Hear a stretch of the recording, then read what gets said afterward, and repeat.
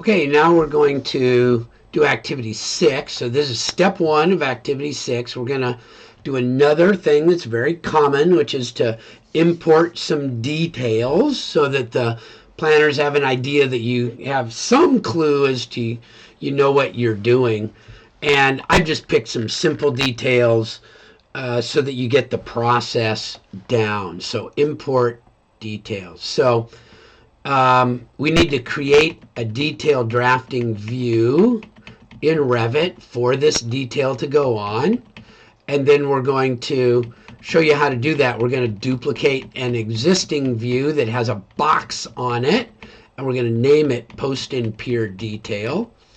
And then we're going to import an image and size that image so it fits in the box. So, of course, I need to go to my resource page and download. Click download.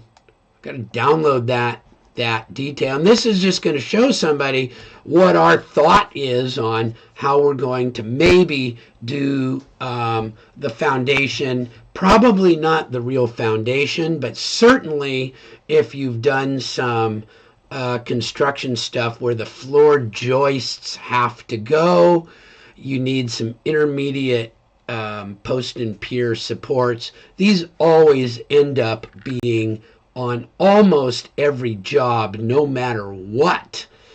And so we're gonna have a little thing that says this is how we're gonna do it.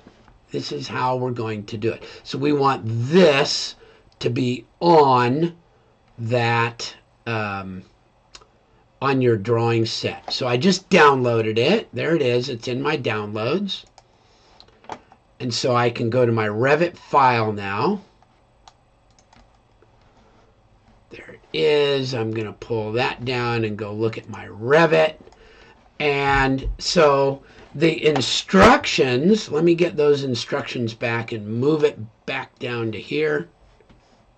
I have to find out where I put those. There they are.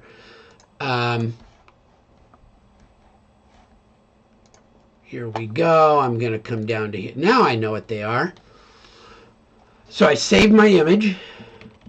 I'm going to duplicate a detail, and I'm going to give it a name. Okay, so these details, if you look at it, there's just a box and a box and a box. 3 different boxes.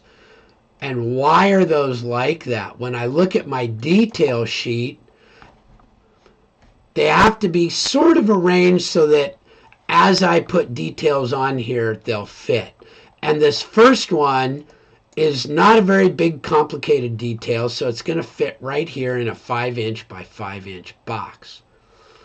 Okay, but these are just sort of placeholders, and so I need to make a copy of that and put my image in it. So here's my detail box.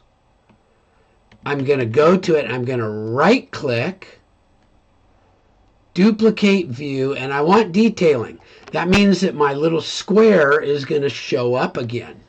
So I'm going to duplicate it, and it comes up here, and if you look at it, it says that it's a copy.